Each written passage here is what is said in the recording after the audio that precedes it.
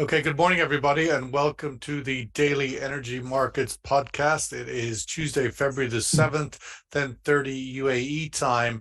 And before I start, I just want to offer from our small little corner in the world condolences to all those in Turkey and Syria facing very, very tragic circumstances over the last 24 hours with the terrible earthquake there.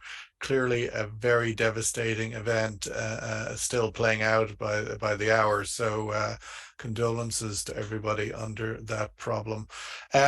Kick off this morning, we see oil prices bouncing after that dip below 80 on Friday on Brent.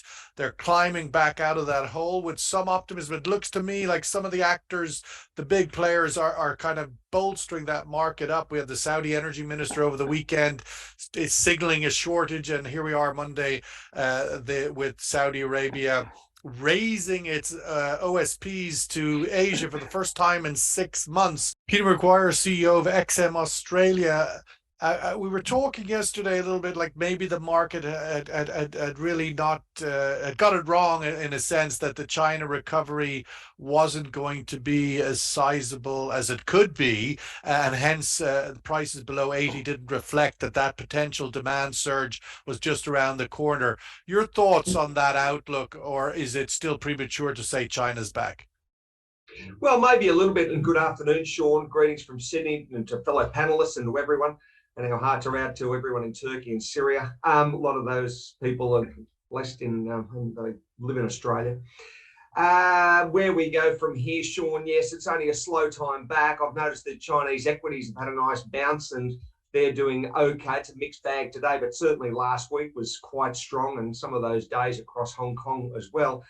US, I think we waited to see Jay Powell's rhetoric. We understand what happened on Friday with that non-farm payrolls at 517,000, estimate of 185, and they're out by 200% on the forecast. So it's very, very strong numbers. And Eurozone and England raising rates 50 basis points. We knocked it up 25 today. So I don't necessarily think that we're out of the woods as far as rate hikes. But the other side is, Sean, that US dollar has been so volatile, and that's really the storyline. Gold lost 100 or 20 odd dollars. And it's made a little bit of reground, but crude it's been just a marvelous trade. If you look at it from, the last 4 weeks, crude has been just so energetic. The traders are rubbing their hands with glee on the retail side because it's been long and it's had very big lick ups, and then all of a sudden lost $10. And I think that we're just in that consolidation phase and we're trending up again, Sean. Peter, one of the areas that this swing to Asia, this reopening of China was also in the LNG and in the gas markets, because Europe is fairly well covered at the moment. So the swing of LNG back to Asia in January, but only with a modest increase in demand there. Where do you think the outlook for a competition for LNG goes in Asia and China in particular? One would have thought, Sean, and I mean, that China may have stockpiled previously, and certainly their demand picture moving forward, one would think would increase, not only for LNG, but for their whole commodity swag, base metals and everything. So the overall theme is going to be, we believe, more demand from that whole zone. And the way that, as long as there's no major disruptions from supply chains and naturally from geopolitical concerns, then the overall theme moving forward is a stronger China, reasonably strong numbers coming out of Asia, and hopefully that's with 60% of the world's population, it can chug away reasonably well, and inflation doesn't rattle its cage too heavily in that zone.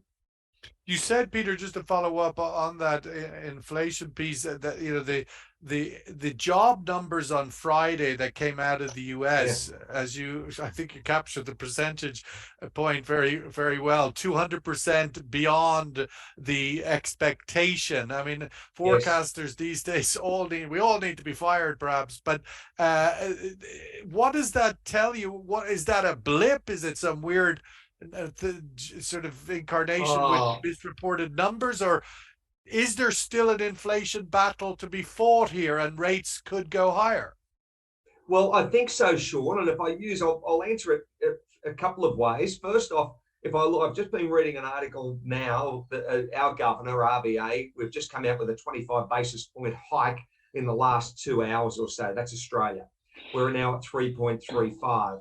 Now, he has said that we will see further rate rises. Our inflation rate in the last three reads, if I put my memory right, was around the 6.1, then 7.4, 7.8%. So it really is a huge stretch and a very aggressive rate or aggressive inflation numbers. And that sort of picture, if that is to re-engage with the sort of issues that with wartime or geopolitical concerns raising its head, and as Kate said, it's the fine line, the balancing between supply and demand. And if we were tilted and oil hit $90 or $100 a barrel, then that's really going to throw a handbrake on any chance of rates being held down, because I think that's going to be quite aggressive over the first two quarters to manage inflation, Sean. And answering the point, you said 518,000 for that for the non-farm payrolls.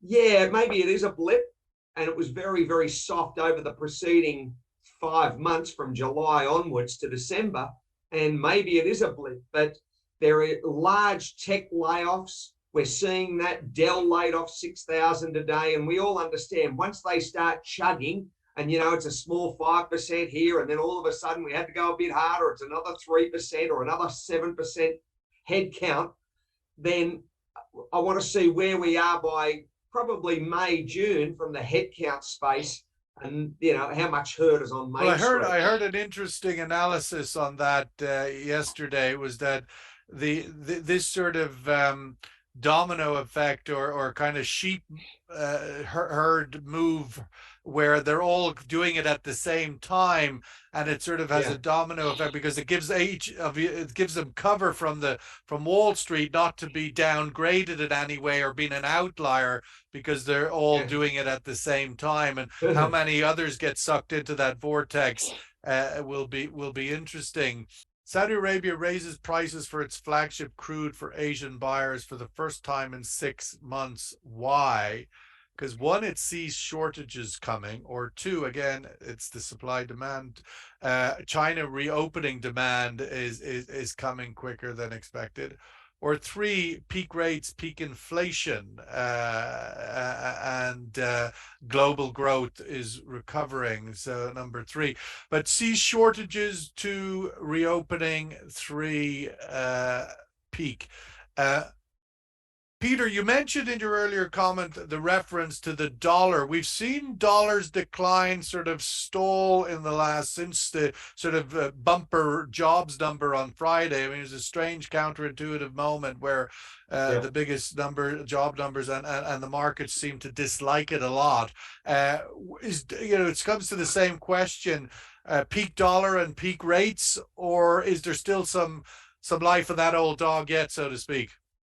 Well, Sean, we've got a 103.50, and when you're thinking about, put your mind back to October, 114. So we've had a huge washout, or it might have been 112, but we've had a huge washout over the last 3 to 4 months, and it bounces, and it, like any market, was probably overbought. Now then it became oversold at 101.50, that US dollar index, and I just needed, I think, a storyline to drive it and to get some momentum into it. We had gold move up the best part of nearly $300.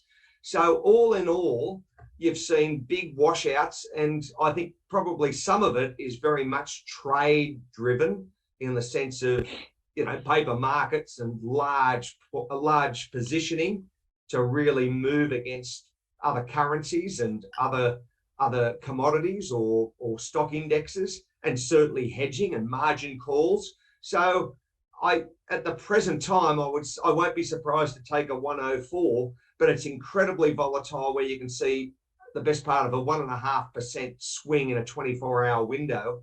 And that's brave for traders to hang on and realize what's ahead of them, because it's a volatile time, to put it mildly. Well, we'll wrap it up there with oil prices, as we said at the top. Brent trading at just shy of $82 a barrel, a significant enough recovery from under 80 on Friday.